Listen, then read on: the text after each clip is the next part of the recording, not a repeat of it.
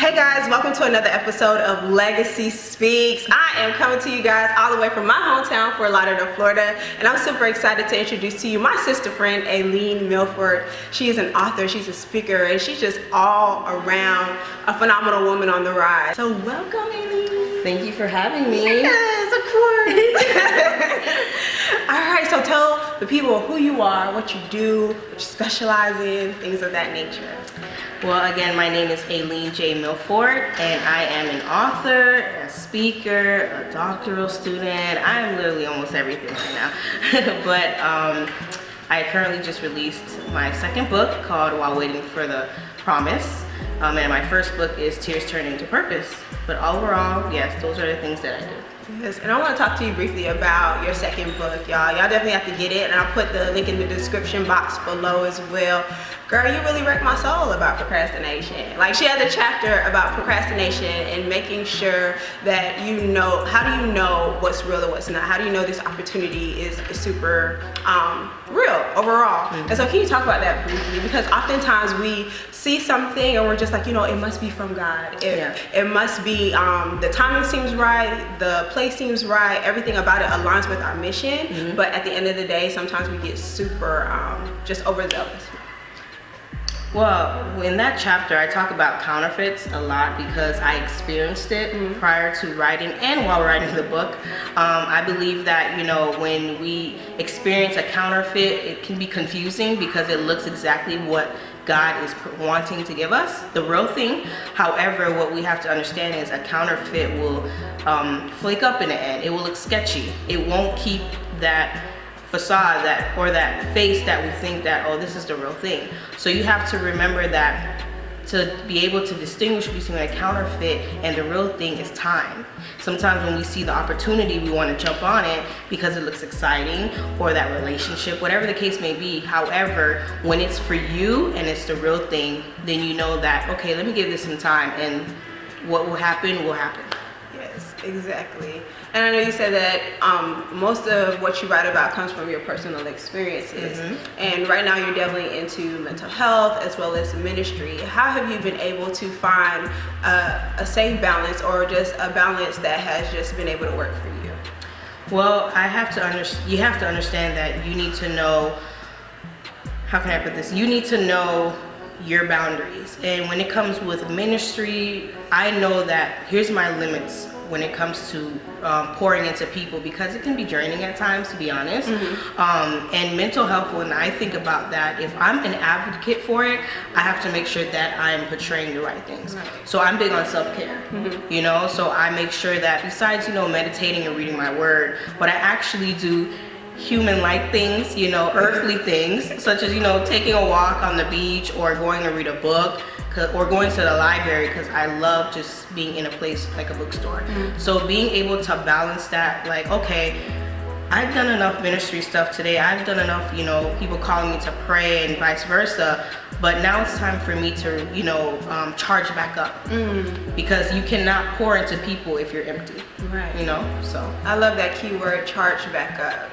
And we use that phrase a lot, or just we use the self-care phrase a lot within mental health, and obviously it's pouring more into mainstream. And so I'm just super happy. One, the reason why I wanted you to be able to speak to my audience is because there are people out there who are trying to do everything under the sun. And obviously God has given us a number of gifts and talents, but how do you kind of create those silos and, like you said, those boundaries to be able to, one, pour effectively and work efficiently, but two, create an impact that is long-standing and lasting? Well, we also have to understand that we all have an assignment. So granted, you know, we want to save the world. Like when I first started into ministry, I was like, my target audience is men, women, children, everybody. I wanted to be Mother Teresa. Everybody gonna get it. You know. However, you know, I had to understand that who I'm called to, you know, I'm not called to men all the time. I'm not called to little children, but women who are in the age range, who are millennial women. So you have to first identify your identity, know who you are, and then also understand your assignment. Because once you understand those two things, you'll be on that journey of purpose. You'll be on that journey to be able to focus on things. Because if you're trying to pour out to everybody, not everybody will receive what you're saying, Right. not because it's the wrong thing, but it's just you're not called to them. Mm-hmm. So finding that balance, knowing your target audience, so you won't be so drained out or discouraged that people are not receiving what you're saying. Right. That is, I hope y'all are taking notes because that just blessed me, definitely. Okay, right now you're currently a doctoral student working in the area of child psychology. Yes. How is that going? What are some things that you're seeing within the psychology realm? And what is your niche, particularly with that particular population?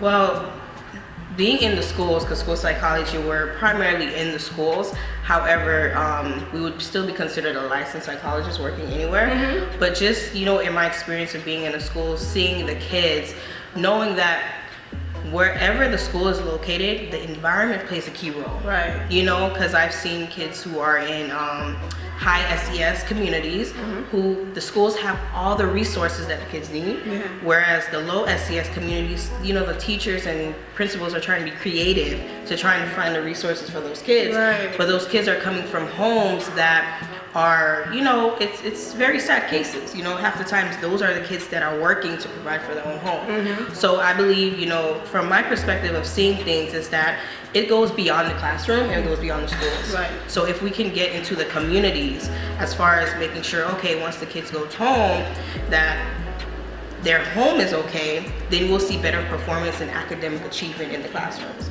You know, and that's why my primary focus, because, you know, my family's from Haiti, I really love to deal with the English language learning population and also the low SES communities, because I feel like if I can provide the gems and the knowledge there, we can make a better community. Right.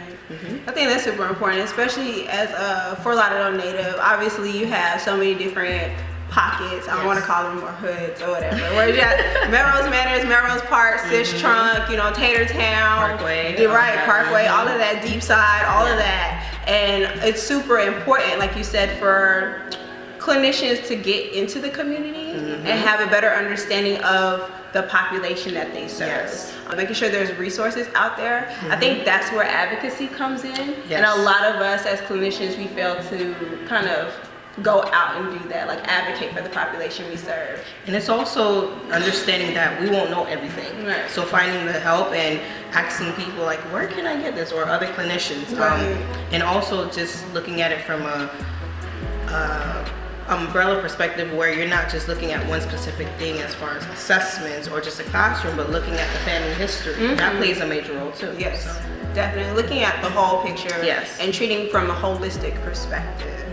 How have you been able to take what you've learned in ministry and channel it into child psychology? Well, one thing is, you know, in the schools we have to be very cautious about proclaiming our faith. However, I feel like I can still show who I am as a minister, as being able to build a rapport with the family. You know, because many times families that we deal with are, you know, stressed out, you know, feel like, okay, I've seen you before, you're probably not going to help me. But just showing them that, no, I'm here to help you make a difference. Right. You know, just making sure that I have my interpersonal skills where I can say, okay, I'm here to help you. You know, how you talked about last week, you know, it's just, how can I help you? Or let's see what's going on. You know, just making sure that they feel like their voice is heard. That's what I do.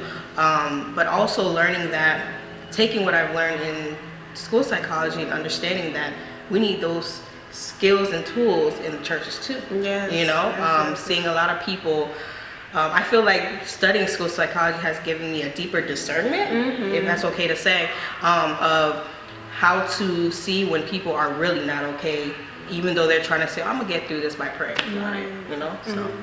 And when she was talking about last week, she was making reference to her awesome event, her amazing event with co-host Darlene. The two of them put together a community event called Silence is Overrated. And she had, she thought well of me to include me on She the was panel. bomb, guys. As well as Ima Pesillon, as well as my sister friend Kintea. And we were able to just talk about suicide, depression, trauma-informed care, and all of those things. And so thank you for that. Because a lot of You're a people, blessing to us. a lot of people were just so grateful for that event. I love how eventually it turned into, I guess, the collaboration or the union of ministry and mental health, which is a conversation that I hold near and dear to my heart. Literally, my first video was just talking about the misconceptions that we talk about in terms of mental health, how we're always told you just pray about it, you're not praying hard enough. And yes, like we said, faith without works is dead, but God definitely puts people in assignment to go out and provide you with the resources that you need. Of course. And so I really love how your pastor said it. I was just like, I wish I could just record you and, and make a PSA, because he was just like, God has given me the gifts of discernment, or has given me the spiritual gifts to be able to lead you and shepherd you and guide you. But there are just some things that I'm not gifted for. Exactly. And I'm going to refer you out. And I was just like, that is awesome. Exactly. Yeah. If we had more, pastors or ministry leaders would think that way, I feel like more people in the church would be more open to saying, I need help. Yeah. So. Yes. And like you had mentioned earlier, the difference between the traditional church and the millennial church. I feel like the millennial church is definitely changing the trajectory of Christianity, or just the faith-based type walk. Sorry, y'all, I got braces in. It's really killing me. Yes, changing the way that we view Christianity and just making sure that it's a lifestyle. Yes. And not just something that we do on Sundays and Wednesdays or whenever we have Bible study. Yes. I like how you say that, because even with ministry, a lot of people feel as if ministry is within the four walls, but you can be doing ministry outside in the parking lot, at your job, through what you're doing now, but I just feel like people are shy away from ministry because it's been so embedded that, it's you're a preacher or you're a teacher, you're the fivefold ministries, but it's not that. There's more to it. It definitely is too. I know we talked about it a little bit earlier, but speaking to the demographic of women who are in the church and they're really pouring out their gifts into the church community, but now God has placed it on their heart to become entrepreneurs, or God has placed them to be more involved in the marketplace. What advice can you give to that woman? Do it afraid. I know prior with my first book, when I was coming out, I was serving in the church. However, it's like when God is calling you deeper, he's gonna tug on your heart to get it done. And to be honest, a lot of people didn't support me because when you're fairly new and you're coming out, he was like, what you got going on? But it's like you have to stand on God's word. And even if it contradicts what people are saying, you still do it anyways, because he will have you in a situation where, are you going to believe what they say, or are you going to believe me? So you have to understand that in the beginning, when you're plowing, when you're doing everything that you need to do, the preparation, it's tough. It doesn't look like the vision God gave you, but you still have to pursue and go through the process, because you can't skip the process. So I would just encourage you, if any woman, if you're called to do something, whether it's writing, poetry, whatever the case may be, or whatever God is calling you to do, to still do it afraid, because God will honor your obedience, and you will be surprised how many people will say, I've been waiting for this, so do it afraid. Right. I remember our pastor has said, like, your procrastination impacts not only yourself, but the people who are called to you. And so there are like thousands of people who are literally waiting for your obedience.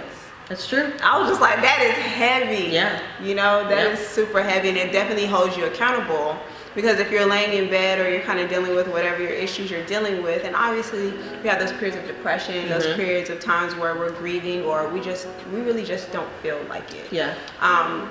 But remember that there are people who are definitely waiting on you to say yes. That's good. You just imagine someone is like handcuffed and you have the key, and so it's like, how long are they going to be handcuffed until you say, okay, I'm gonna do this because I need the key to give them access to being free. So the longer you wait, they're gonna just be like this, like, okay, come on now, like, are you gonna just find the key to unlock me? But that's how it is. It's just, you have to envision, like, people are bound because what's inside of you is what's gonna release them. Right. And I know you stated just do it afraid, but obviously you have grown into, like I said, just a phenomenal woman, and you're exuding your confidence. How have you been able to find that confidence to become a speaker or an author where there's 50 million people putting out a book every day? Well, one thing I had to understand is that my how can I put this? My strength is the fact that nobody can beat me. You know, and I started out in the mirror. When I say I started out in the mirror is when you can defeat the lies that you see in the mirror, you can defeat anything. Yeah. You know, so I started out with affirmations in the mirror, like you're a best-selling author, you're a speaker, you're a world changer. I started speaking life over myself, and eventually I started seeing it myself, because words are powerful. Right. You know, however, I knew that my story was unique because nobody ever lived what I went through. You know, so you walk your own journey, and that's what is your power. That's what you can say, oh, you didn't live this, I did. Your DNA is the thing that's in that book. Your purpose is your unique DNA that nobody can steal from you. So, pow.